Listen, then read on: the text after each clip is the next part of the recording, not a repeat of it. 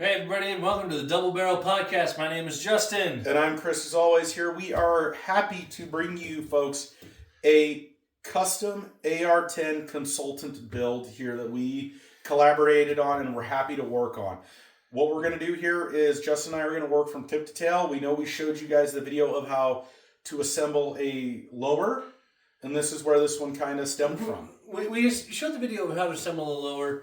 We kind of skipped over the upper and the buffer and everything. We'll get into that later. We'll do a separate video on that. But let's go tip to tail on this thing. This is a long one, so it's a big, heavy beast. So just so everybody knows, we are clear here. Nothing here. No mag, no nothing. We are safe to handle this. So on this one, we got a PR muzzle brake. 3-inch, very long. 2.5, 3 inches on the muzzle brake here.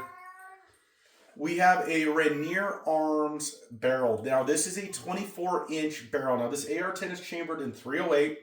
The individual that we consulted on this for was a family member of mine. However, they wanted this to be a bench gun, tack driver, very accurate, long-range, semi-automatic. They basically wanted this one to compete in precision rifle competitions, at least get them into the precision rifle competition realm. And this is one is meant to, kind of break into that world. Sit down at a bench or on a stand, or it's not meant to be held and fired. No. It is meant to be rested and fired. Now, what's kind of cool about the Rainier barrel here is I originally had a couple other brands that I was looking into. I'm not going to name them. However, I physically called Rainier's office and was talking to an individual there at Rainier. I was very happy about what I was being told. They have an awesome warranty. They told me this Pro Match was their best barrel. They also gave me good tips on what, that's why we're doing the PR muzzle brake. He said that was the best muzzle brake they ever seen, the best results out of. And then we are using I think it's either superlative or it's a SR. It says gas Super block. Arms on the... Yeah, so it's a superlative gas block, sorry. And it's a fully adjustable gas block. Yep, we went fully adjustable on this one. We do like the fully adjustable gas blocks. Now this one, we talked to... The individual. We discussed what he wanted. And we feel like the adjustable gas block is going to give him more of what he wants than a... traditional fixed gas block. Well, it's not only that, but it's like changing from your grain weights and everything. You can adjust and do a little bit more tuning, a little more tweaking, and because the more powder you can get behind your round, the more accurate it's going to be, and while still maintaining enough to cycle the next round. Correct. And so that's the tuning on that's going to be important for precision rifle competitions. Now, we did go with a Magpul, just a standard Magpul bipod here, pick mount rail. Now, Justin here is the one that suggested the foreguard here, and that is It is an Odin Works foreguard, and the reason I suggested that is because this rifle, because of our barrel here, our Rainier Arms barrel, it is very... It's a comp barrel, it's heavy. It is forward heavy. Mm-hmm. And so to kind of combat that, I suggested a Odin Works foreguard, because Odin Works mills their stuff out of solid aluminum. They're very, very lightweight. They're very skeletonized. But they're really high quality, so I really like the way that Odin Works does their stuff. They're not a sponsor of our channel. I just really like their stuff, and so I suggested using the Odin Works foreguard, and then we went with the Stag Arms upper and lower. Well, and that's just it. And here's what's interesting about the Odin's work is we went more of a skeletonized lightweight front to compensate for the barrel's weight. We tried to get as much weight kind of about right here back to kind of offset the weight distribution a little bit. Now, the Stag Arms is not just in the upper and lower, but it is also a Stag Arms BCG. And for those of you who already noticed, yes, the individual that we were consulting with this build on is left-handed. So this is a full... We should have mentioned that. It is a fully full left-handed build. Absolutely. Chris and I are kind of both... I'm fully ambidextrous. I can shoot left or right-handed. I can't see the point. Chris is like that far away from being full, I'd say. He can swap back and forth and gets really close with the left eye, but he is off just a little bit. I feel like I can hit the same spot left or right. So, but this left-handed build was kind of a challenge for us because left-handed BCGs are hard to get a hold of. Not in AR-15 mods, but sorry, in AR-10. Only 3 companies are making them right now, and they're hard to get a hold of. So huge shout out to Brent, my good friend at Lakes Gunsmithing in Utah. If you guys need anything, check out Brent's down at Lakes. You guys need to see him. However, though, let's continue here. Cool thing is we went full ergonomical and for ergonomical left-right side grip here. This is an overmold fatter grip. The individual has a bigger hand size. I love that grip. Actually. It's actually it's super comfortable. It's good. And then we went full ambidextrous safety here. And then we did tailor the mag release to the left-handed side here. And then we have a bare arms Warhammer, oversized, charging handle. Charging handle here. It's a little stiff in there. You kind of gotta work them here. And then it's new. It's new. And then the trigger. We went with a drop-in trigger this time instead of building whole trigger assembly ourselves. But it is a TriggerTech Pro Diamond Blue. And it is a crisp trigger pull. It is a crisp reset. There's not much pull to either 2.5 pound. It is just... But it's heavy enough that you can put your finger on the trigger and ready yourself. But there's no creep. There's no creep. It is immediate response. And here's the thing. I have always been a huge fan of Tiffany and Geisley. TriggerTech is definitely up there. And this is even a straight shaft one. This isn't even a curved one like Justin and I like. The individual that we were consulting with said, I would love to go with a straight shaft one. And we just went, you know what, fine. Let's see what we can do with this. So huge shout out to TriggerTech on this one as well. As far as the curved triggers go, I like the curved trigger, but I'm not opposed to the straight trigger. They're just not my favorite. They're not my favorite.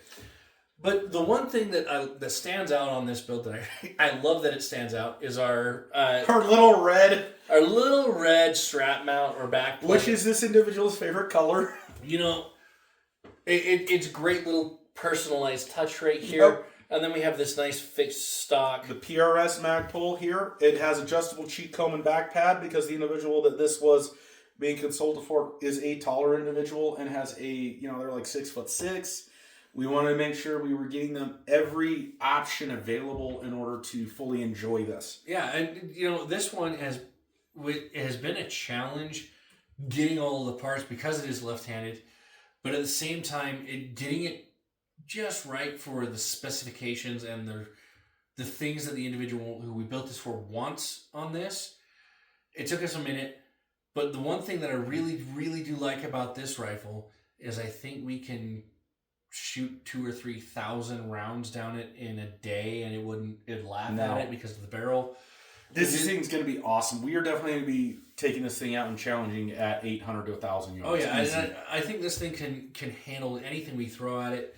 It's got some really robust parts in there. Now, I had to talk real quick about the scope though, because the scope was provided to us. This was something that the individual that we consulted on decided that they wanted to see, and they actually had this one. TruGlo is usually really, really big in the archery world, and they're not really known for producing. They're not huge in the firearm world. However, they're huge in the iron sights for like handguns. I got to tell you though, for the cost of this scope, this this 4-24 scope, I am pretty impressed with what it actually has brought to the table. One of the things that impressed me most about this TruGlo scope is, and this is something that I have had an issue with on some of the more expensive ones, is the eye relief.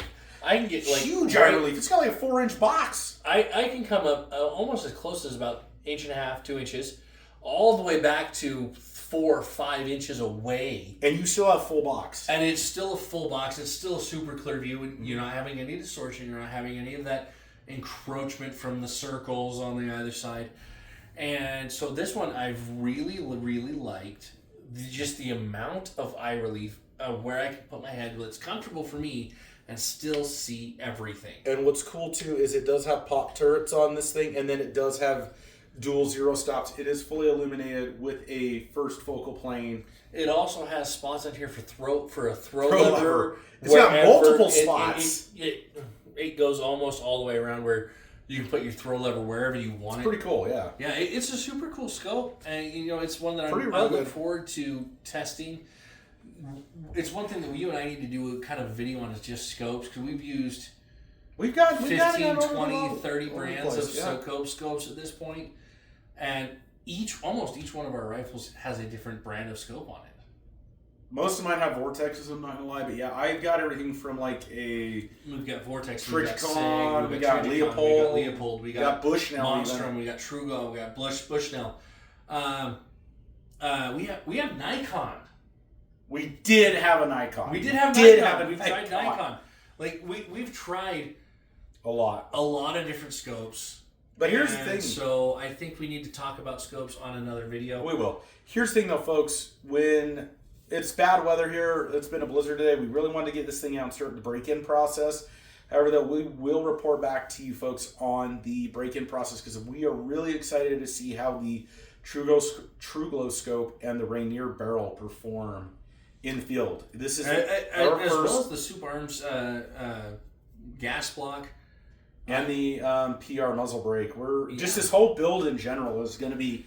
I'm excited. There's a lot of things on this build that we haven't used before that we did specifically for this build because it met the needs, the requirements of the individual we built it for. But at the same time, it's like, okay, we've never personally used these. No. So we're gonna have to see outside of how it Magpul, because we've used Magpul. We've used Magpul a lot. I've used Odinworks before, but even the trigger, we've never even messed with the trigger. This whole thing is going to be okay, guys. Here's what we think about. We're going to basically do a review on individual parts of this rather than this as a whole. Absolutely, it's going to be cool. All right, folks. Always remember, never drink and drive. Never mix your guns and your alcohol. We'd love to hear from you, folks. We'll see you guys back here next time on Double Barrel Podcast. Y'all have a great night. Have a wonderful night, folks. See you next time. All right. Get this put away, and let's get you home. Yep. How you feeling?